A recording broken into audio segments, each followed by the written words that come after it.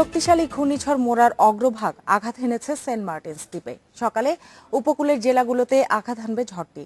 চট্টগ্রাম, কক্সবাজার উপকূলীয় 6 জেলায় 10 নম্বর এবং মোংলা ও পায়রা বন্দর উপকূলীয় 9 জেলায় 8 নম্বর মহাবিপদ সংকেত দেখাতে বলেছে আবহাওয়া অধিদপ্তর।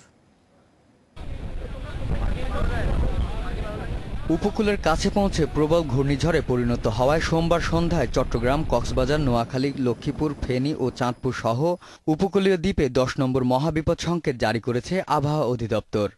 এছাড়া ভোলা, বরগুনা, পটুয়াখালী, বরিশাল, পিরোজপুর, ঝালকাঠি, বাগেরহাট, খুলনা ও সাতক্ষীরায় দেখানো হয় 8 নম্বর মহাবিপদ সংকেত।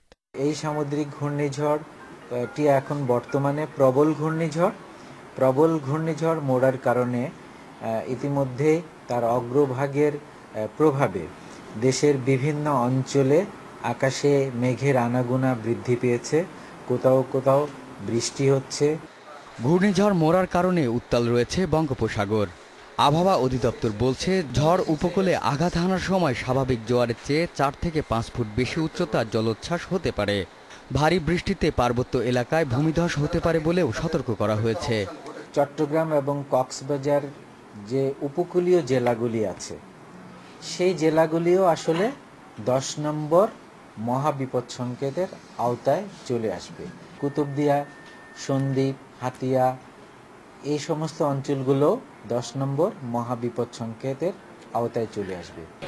উপকূলীয় জেলার নিচু এলাকা থেকে মানুষকে নিরাপদ আশ্রয়ে সরিয়ে নিচ্ছে প্রশাসন।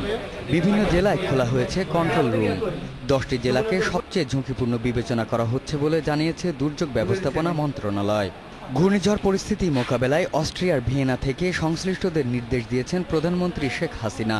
আমরা প্রায় কম বেশি 2.5 লোককে আমরা ঘূর্ণিঝড় আশ্রয়কেন্দ্র নিয়েছি। তারপর অনেক আছে যারা আশ্রয়কেন্দ্রে না এসে তাদের আত্মীয় স্বজনের বাড়িতে যায়। ঘূর্ণিঝড়ের কারণে সোমবার দুপুরে চট্টগ্রাম বন্দরের জেটিতে এবং বহির্নোঙরের জাহাজ থেকে পণ্য ওঠানামা বন্ধ করে দেওয়া হয়েছে। এরপর সন্ধ্যার মধ্যে জেটি থেকে বহির্নোঙরে সরিয়ে নেওয়া হয় সব পণ্যবাহী জাহাজ। বন্দরের নিজস্ব সতর্কতা সংকেত অ্যালার্ট 4 জারি করেছে কর্তৃপক্ষ। এছাড়া মঙ্গলবার সকাল 7টা থেকে বেলা 2টা পর্যন্ত চট্টগ্রাম শাহ আমানত বিমানবন্দরে উড়োজাহাজ ওঠানামা বন্ধ রাখার সিদ্ধান্ত নিয়েছে কর্তৃপক্ষ। Ariful Islam Mithu, independent news, Dhaka.